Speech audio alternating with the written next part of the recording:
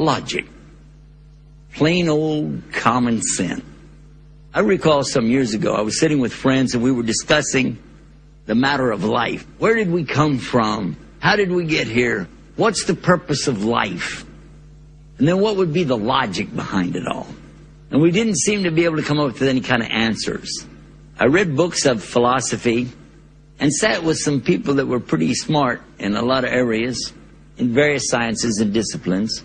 But it wasn't until I had the opportunity to sit with the scholars and teachers of Islam that I began to see the real logic, the deep logic behind so many things. For instance, where did everything come from? Is there a common source? Is there intelligence behind everything? Now today, scientists tell us that there are certain things that have just basically popped up in creation that they are unable to account for. Things that do not have a source that they came or evolved from. In other words, it appears that there is something called creation instead of just evolution.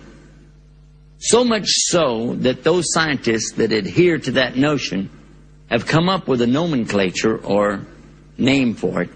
They call it ID, for intelligent design. They're afraid to go any further than that, afraid to say there might be a God, but they are committed to the idea that there's something intelligent out there, some force, some thinking entity that has caused things to come about. Of course, as soon as they say that, those who want to hold fast to the idea of atheism, those who would like to deny any kind of creator, those who would like to continue to promote this so-called theory of evolution, those folks are going to be very much against these guys with their ID or intelligent design. And they're going to say, that's not logical. But on the other hand, if you really think about it, what is logic? Think, if you acknowledge that there is a system, then you have to acknowledge that it came from somewhere. Things do not come about in organized fashion simply by chance. Let us consider that if you take a drinking glass and throw it down on the cement, it will break or shatter into many different parts. If you take another glass just like it and throw it down the same way, it will also break, but not in the same way, not with the same parts. And if you did that again and again and again, you will just see a lot of broken glass. But never, not one time out of millions, if you throw the glass down, will it ever form little small drinking glasses. Never. And by this same token, if you consider a junkyard, metal salvage, and a big wind or tornado comes through and picks up this metal and starts to twist it around and throw it around and move it and shape it and reshape it, never in the history of the universe would it occur that all of this metal would come down and form a brand new automobile with a motor running, would it? Never. And anybody who said so, you would just laugh at them.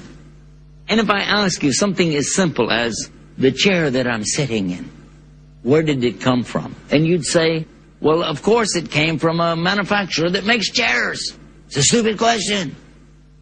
But you agree it had to come from somewhere. Someone had to shape it. Yes. When you see an automobile pass by, you immediately identify, is this Mercedes? Is this Chevrolet? Is this Nissan? Is this Toyota? And they have emblems that tell you, and you can identify them immediately, yes? Using the logic. We have to look now to the universe and see. Look to the macro, the large. Look at the heavens. Look all the way out as far as you can see. Use your telescope and observe those planets. Look to those stars. Look at the moon and think. And where did it come from? And why is it in this movement? We see cycles. We see everything in cycles. And then when we take the microscope and we look again, and how do the molecules come together? How are they formed? What do they tell us about the atom? How is the shape of the atom? Is it spheres surrounded by spheres? Are they in elliptical orbits?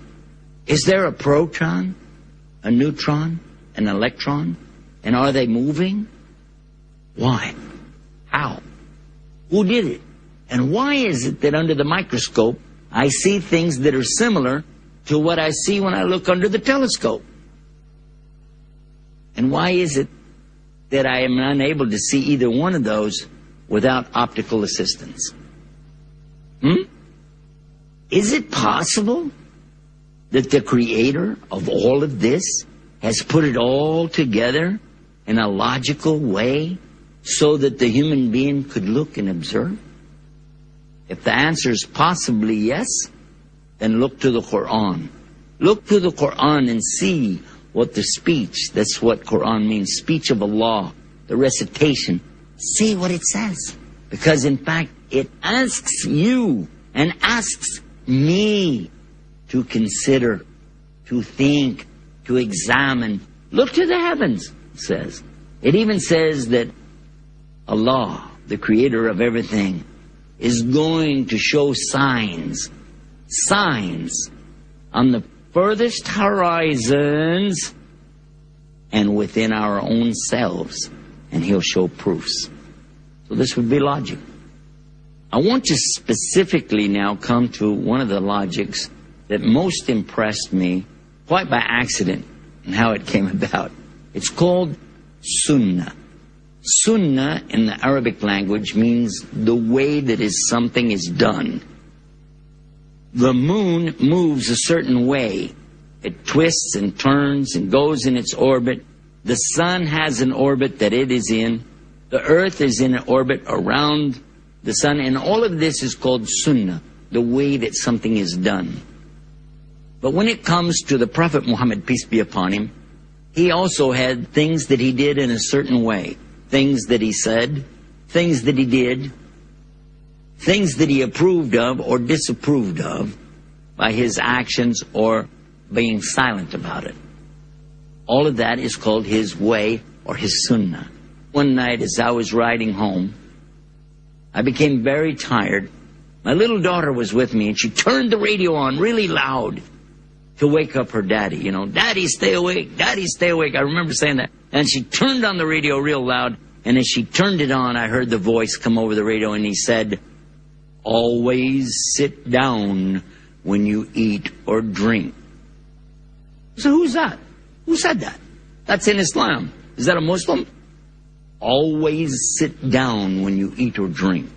Never stand while you eat or drink, because of the damage that it does to the various organs in the body. What is this about? It was a doctor, a surgeon, who was explaining the dangers of standing while you eat or drink. Now this was well known to Prophet Muhammad and his companions, peace be upon him, centuries ago, 1,400 years ago, that he was showing this exact same thing. Sit down when you eat or drink. But listen to what the doctor's telling us. The damage that is done to the esophagus, the damage that is done here in the lining and down what they call the hiatal hernia, which develops for people, and they get this burning and the acid reflux that comes, the tearing of the stomach wall, the damage to the gallbladder, to the kidneys, to the stomach, and to the bowel even.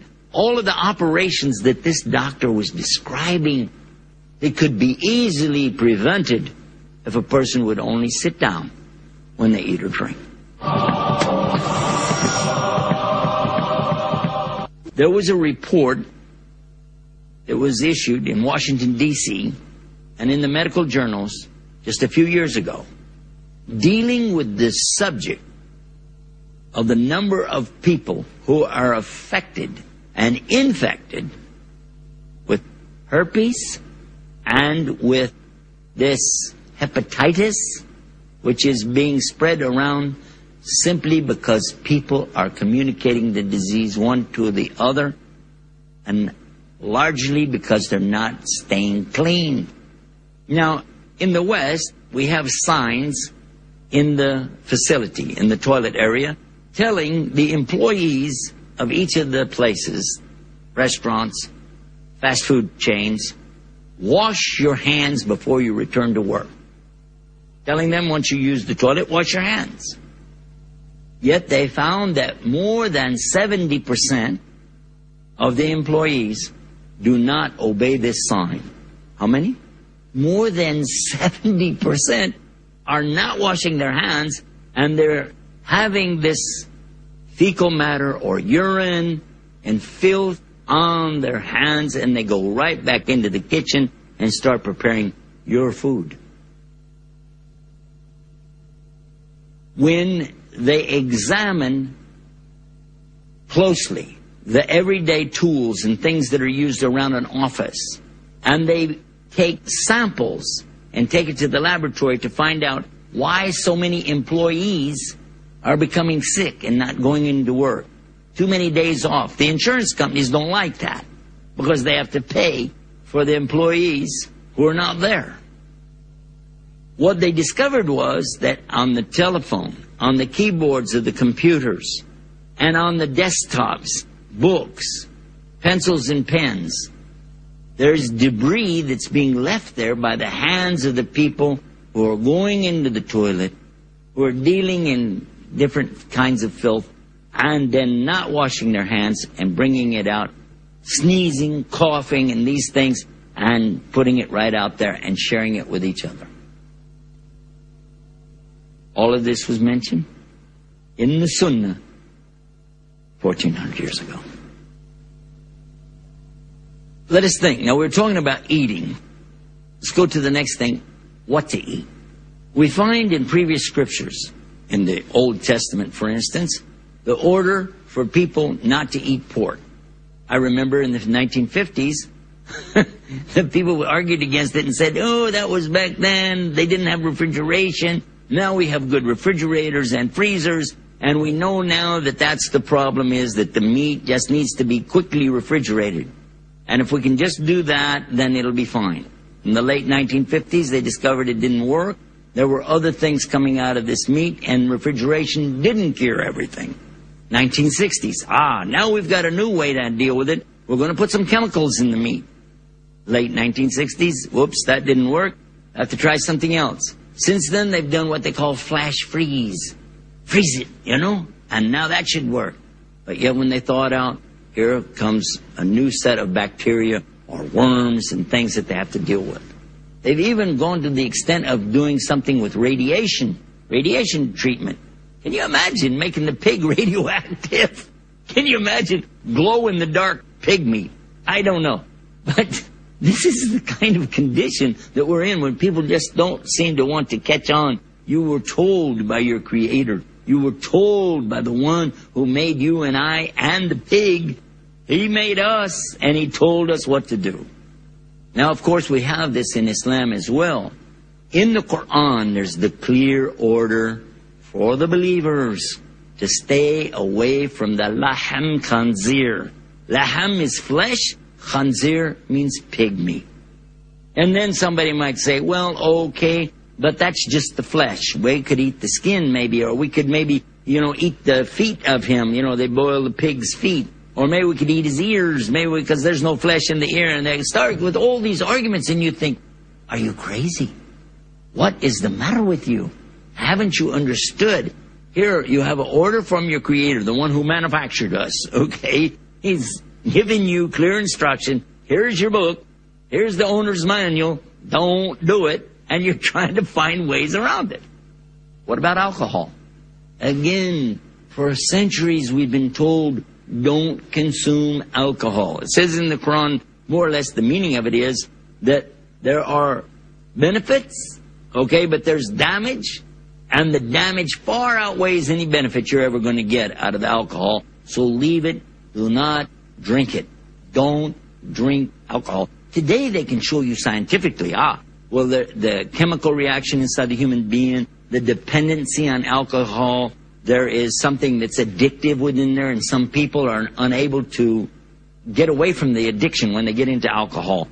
They become alcoholics, and there's nothing they can do about it. How come we couldn't just take what it said? Don't do it. Now we've talked about putting food in and the kind of food to stay away from. What about after you've eaten it? After you've digested the food? The food's got to come out. The liquid's got to come out. Yes? So where do we find the answer on how to relieve ourselves properly according to the manufacturer's instruction, meaning the Creator? What is the logic? Well, the logic would tell a person, well, if I have to go, whatever. It doesn't matter when, where, how, just so I get relief from my problem. But actually, we know from the Sunnah, the way of Muhammad, peace be upon him, that there is a time, a place, and a way for a person to do all of this. And it's spelled out real clear in Islam. First is to go far from where the people are. Of course, we know now why. But back then, it was just a matter of perhaps smell or something like that. There's a lot more to it. Go far from the people and not to contaminate the drinking water. And this was something that they made a big emphasis on. They didn't contaminate their drinking water or the water of the livestock. And for the men and women both, they were told to sit down. To sit. Because when you sit, you're following the Sunnah. This is the logic. Okay? But then if a person said, well, I don't see why today. But now we find, again, we go to our scientists, and they're telling us, oh, the one who stands and tries to relieve themselves is causing damage. And again, just as we learned about what happens when you eat and stand, also when you relieve and stand, it can cause problems, and the list goes on. But suffice to say, the proper way for both male and female is to sit while they relieve themselves. And when they finish, and now today to be sophisticated, to be up to date, of course, you will use paper to clean yourself. And this is considered very hygienic. But in fact, if you were to go to the doctors, if you were to go to the hospital, and there was going to be an operation performed on your body, would they wipe you down with paper? Or do they wipe you down with some type of solution? And do they use like alcohol to clean you and things like that? And the answer is yes, they do. They are cleaning you with liquid. They're washing you with a liquid soap. Why aren't they using paper? Well, the doctor will tell you right away, it leaves debris. It leaves particles of the paper itself, and it doesn't get you clean. And when the doctor gets ready to do the surgery, does he wipe his hands with paper or does he wash? And the answer is he washes. He doesn't even dry his hands on any towel because he doesn't want to pick up any germs. Is that true or false? And the answer is yes. So if you understand that, how come you can't understand that what you were told in the logic of the Sunnah is for you, me, and for all times? Let's take one more example and just think about it. Suppose you went out to pick up the Sunday paper. You're out here, I'm going to get the Sunday paper today. You reach down to pick up the paper out in the yard, and you grab it, and oh my goodness, somebody's dog has passed by and done something in the yard, and now I have it on my hand. Well, remember what we told you in the first place? You're supposed to have used your left hand, weren't you? But you didn't. You reached with the right to pick something up out of the dirt. All right, let's say I picked it up with the left hand, all right? I still have the stuff on there. Am I going to take part of the paper and wipe it? Or am I going to go to the faucet, turn it on, and wash it off? And the answer is known to you and I both. You're going to use water to wash it off. The water's the answer. And that's what was told to us 1,400 years ago. The logic is there. So many things that as I began to learn about this thing called Sunnah, it's just practical application. But check this out. And if this doesn't get you, I don't know what to tell you.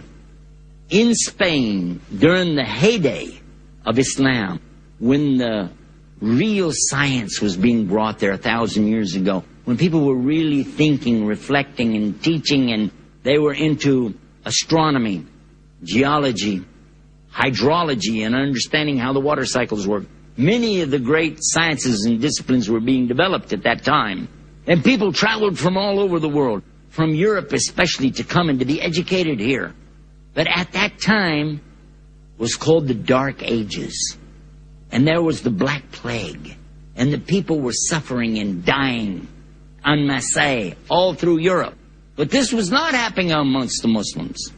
The Muslims were free from that. And even when the Europeans came and brought their plague with them, they would even die. But the Muslims didn't catch it. It didn't spread. Now today they can explain it to you real easy. Well, that's pretty simple. The Muslims were washing themselves at least 5 times a day. They were cleaning themselves the way a surgeon does today. They ate with their right, not with the left.